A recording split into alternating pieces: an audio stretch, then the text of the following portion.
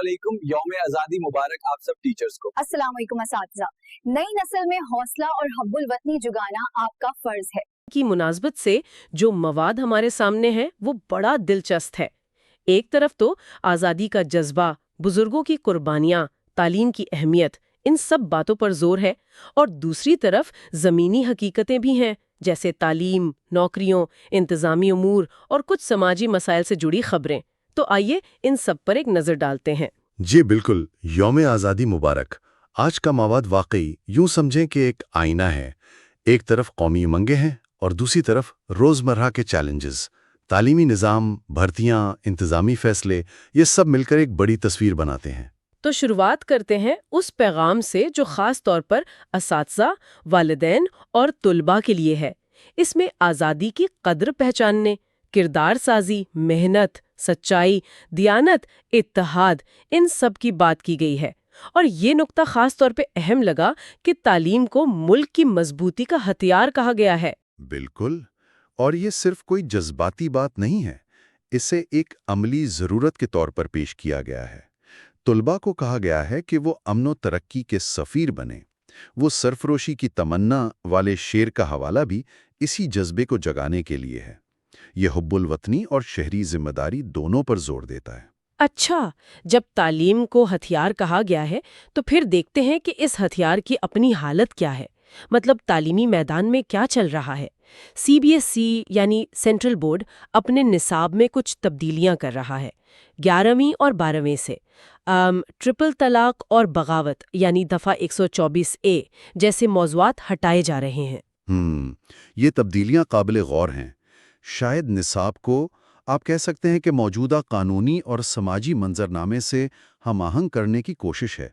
लेकिन सवाल ये भी बनता है कि निसाब बनाने में किन चीज़ों को फौकियत दी जा रही है। और इसी से जुड़ी एक और बड़ी खबर है 2026-27 से ओपन बुक इम्तिहानात का मंसूबा पहले 9वीं जमात से शुरू होगा।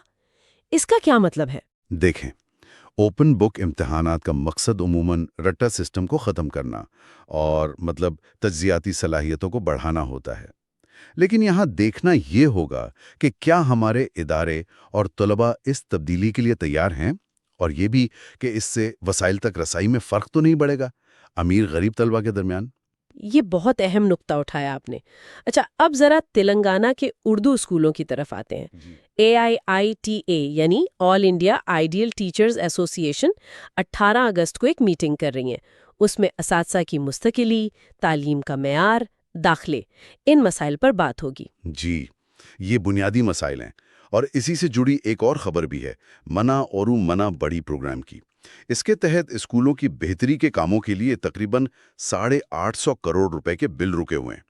तो अगर तालीम हथियार है, तो फिर असातिज़ा जो उसे चलाते हैं और स्कूल जो उसकी बुनियाद है, उनके मसाइल को नज़रअंदाज करके मकसद कैसे हासिल होगा? बिल्कुल सही। अच्छा, कुछ और तालीमी खबरें भी हैं, जल्दी से देख लेते हैं। DED यानी डिप्लोमा ऑन एजुकेशन की खाली सीटों के लिए 19-20 अगस्त को स्पॉट काउंसलिंग है। सरकारी डिग्री कॉलेजों में भी स्पॉट दाखिलों का फैसला हुआ है, और एडसेट काउंसलिंग बारिशों और फीस के मसलों की वजह से लेट हो गई है। एक मुतालबा मॉडल स्कूल टीचर्स का भी है कि तनख्वाहें बराह रास्त सरकारी खजाने यानी 010 हेड से दी जाएं। और निज़ामाबाद में जाली सर्टिफिकेट का मामला भी है। ये सब चीज़ें मिलकर क्या दिखाते हैं? दाखिलों का अमल, असातिज़ा के मसाइल और पूरे निज़ाम में शफाफियत और मेयार को कायम रखने के चैलेंजेस। वैसे जो लोग आला तालीम में दिलचस्पी रखते हैं, उनके लिए ICFI हैदराबाद में PhD में दाखिले खुले। ठीक, तालीम के बाद अब रोजगार और इंतजामी मामलात पर आते हैं। Telangana police recruitment board TSLPRB ने 118 असिस्टेंट पब्लिक प्रोसिक्यूटर्स यानी APP की भर्ती का ऐलान किया है, और सिविल सर्विसेज मेंस 2025 के इम्तिहानात भी 22 अगस्त से शुरू हो रहे हैं। जी, नौजवानों के लिए ये अहम मौके हैं और इंतज़ामी सतह पर भी काफ़ी कुछ हो रहा है। रियासत में ज़िलों की दोबारा हदबंदी का काम चल रहा है। डेडलाइन 31 दिसंबर है। सुनने में आ रहा है कि ये असेंबली हलकों की बुनियाद पर होगा। ओह, इसके अलावा मुकामी इंतखाबात, पंचायत और म्यूनिसिपैलिटी के उनकी तैयारियां भी चल रही हैं। शायद 30 अगस्त के बाद हों। اور ایک چھوٹی سی خبر فاسٹ ٹیگ کے بارے میں ہے، جو ٹول ٹیکس کا سسٹم ہے، اس کا سالانہ پاس متعارف کروایا گیا ہے۔ ہاں، یہ سب انتظامی تنظیم و نو اور سہولیات بہتر کرنے کی کوششیں لگتی ہیں، لیکن ضلعوں کی تشکیل نو یہ ایک بڑا قدم ہے۔ اس کے انتظامی فائدے اپنی جگہ، مگر سیاسی پہلو بھی ہوتے ہیں اور عوام کو وقتی طور پر مشکلات بھی آ سکتی ہیں۔ صحیح۔ ان انتظامی باتوں کے ساتھ ساتھ کچھ سماجی مسائل بھی ہیں جن پر بات ہونی چاہیے۔ تلنگانہ اینٹی نارکوٹکس بیورو تعلیمی اداروں میں منشیات کے خلاف کارروائیاں تیز کر رہا ہے۔ جی، اور یہ بہت تشویشناک بات ہے کہ تعلیمی ادارے اس کی زد میں ہیں۔ نوجوان نسل پر اس کا گہرا اثر پڑ سکتا ہے۔ دوسری طرف ریٹائرڈ ملازمین کا مسئلہ ہے۔ انہیں مالی مشکلات ہیں کیونکہ پینشن کے فوائد وقت پر نہیں مل رہے۔ تقریباً 5,000 کروڑ روپے رکے ہوئے ہیں۔ اور ایک افسوسناک خبر حیدرآباد کے ایک اسکول سے بھی ہے، جہاں ایک ٹیچر پر الزام ہے کہ انہوں نے طالب علم کو مارا پیٹا اور ہراساں کیا۔ بالکل، یہ واقعات منشیات کا پھیلاؤ، بزرگ شہریوں کی بہبود میں کوتاہی اور اسکولوں میں بچوں کی حفاظت، یہ سب بہت سنگین سماجی چیلنجز ہیں۔ تو آج ہم نے یوم آزادی کے پیغام سے بات شروع کی اور پھر تعلیم، روزگار، انتظامیہ اور سماجی مسائل کی ٹھوس حقیقتوں تک آئے۔ یہ سب مل کر ایک ملی جلی سی تصویر بناتے ہیں نا؟ جی بالکل، اور یہ تصویر ہمیں سوچنے پر مجبور کرتی ہے۔